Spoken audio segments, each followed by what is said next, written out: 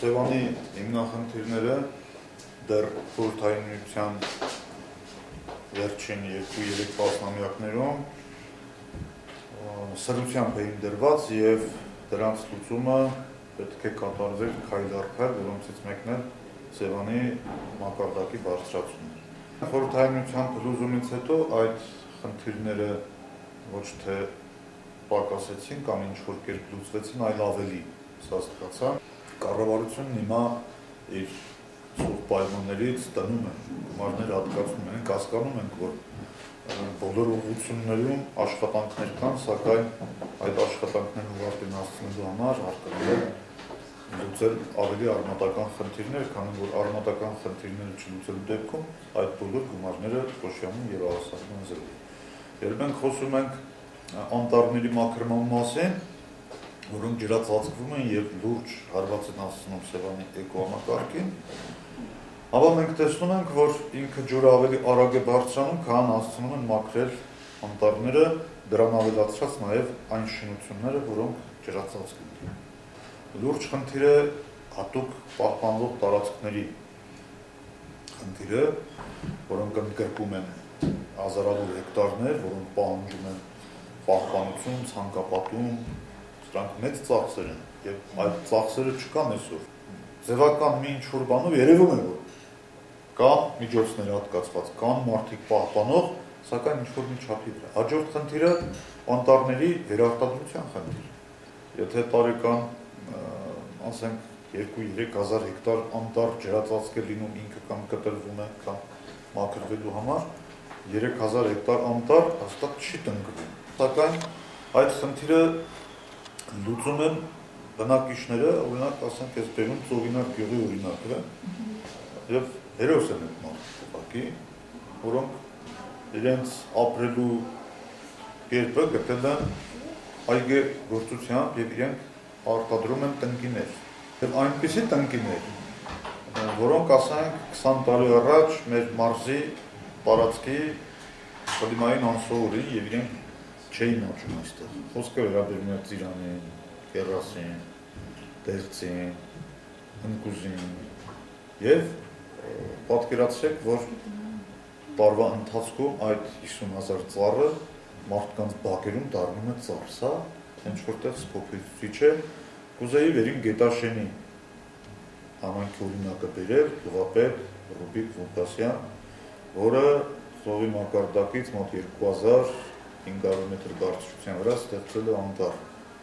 եւ այսօր էլ պահպանում է այդ անտառը։ Այդ ցանկալի կլիներ, որ իրենք համայնքները արձագանքեին, որ ամեն մեկը մտածեր ծառ տնկելը մի ուրիշ բան է, խնամելը եւ պահպանելը մի ուրիշ բան։ Այս մշակույթը պիտի դրվի մարդկանց։ Ես հասկանում եմ, ասենք, կառավարությունը քիչ միջոցներ չի տրամադրել այդ ծառերի տնկելուն։ Իսկ եթե ես շուռ գամ եւ վերհիշեմ 1970-ից մինչեւ 1990 թվականները, երբ մեր լեռներն էին անտառը պատվում, եւ դա իրականացնում էր հայ անտառը, այլ հիացմունքով եմ ես հիշում այդ տարիները։ Հայ անտառը ինքը արտադրում էր, այդ ծառը տնկում էր, պլանավորում էր, ինչքան պիտի հատվի, այսօր մի տեսակ զարմանալի է, որ այդ կառավարման խնդիրն է, ինքը չի ըստակիցում։ Հաջորդ լուրջ խնդիրը ձկան վերարտադրությունն է։ Ինչու է գնում բոլորովին մի այլ ուղղություն։ Ասենք ձկան վերարտադրությունը լուծում էին մեր Սևանի ավազանի 4 զուտ բուծարանները, Սևանի, Գավառի, Լիչկի եւ Կարճախբյուրի։ Այս ամբողջ համալիրը 90 թվականից սկսած ոչնչացվեց։ Այնտեղ ձկնատեսակների վերարտադրության մասին երբ մենք խոսում ենք, մենք պիտի մի բանի նկատի ունենանք, որ այդ բոլորը պիտի տեղի ունենա այն գետակների վրա, որոնք մշտահոս են թափվում են Սևանա լիճ։ Սակայն բերվում են մանրաձկներ Արարատի մարզից, Ջերմուկից, բերում եւ լցվում են լիճ։ Ըստ խնդրեմ մի հատ այցելեք Լճավան գյուղ, այնտեղ մի ձկնագույն արշակ կա, որը իր առանց 1 դրամ ներդնելու ինքը ստեղծել է իր ձուկ բուծարանը եւ հսկայական քանակի ձուկ է ստանում, հա։ Մանրաձուկ ունի, սակայն ոչ ոք իրենից չի գնում Բաստորնի լիճ։ Ասենք Կարճախփյուրի բուծարանը եւ Լճավանի լիճը, որտեղ ժամանակին բուծվել է իշխանի մի քանի տեսակների մայրական կազմերը։ Եվ այսօր այդ հսկայական համալիրը ինքան գործության ասելու եմ անողոք իրականություն։ Ուրեմն խորհրդային միությունը փլուզվեց այն բանի համար, որ տեր չուներ։ Այսօր կուզեք իմանալ Սևանի մասին օրենքով Սևանը հայտարարված է համաժողովրդական սեփականություն եւ տեր չունի։ Այդպես կշարունակվի։ Ինչ օրենք ուզում եք դրեք, ինչ ուզում եք արեք, այդպես կշարունակվի։ Ես գտնում եմ, որ Սևանը լիճը պիտի սեփականաշնորհվի մեկ մարդու եւ նա Սևանը կպահի։ Իր բոլոր կողմերով, բոլոր գծերով։ Ցարական կառավարությունը մարդիկ է դրել հատուկ Սեմյոնովկայի Լեռնանցքի մոտ ջոկատ է պահել, որ մոտենար լճին գործանելու ժամանակ տեղում կգնդակառվի։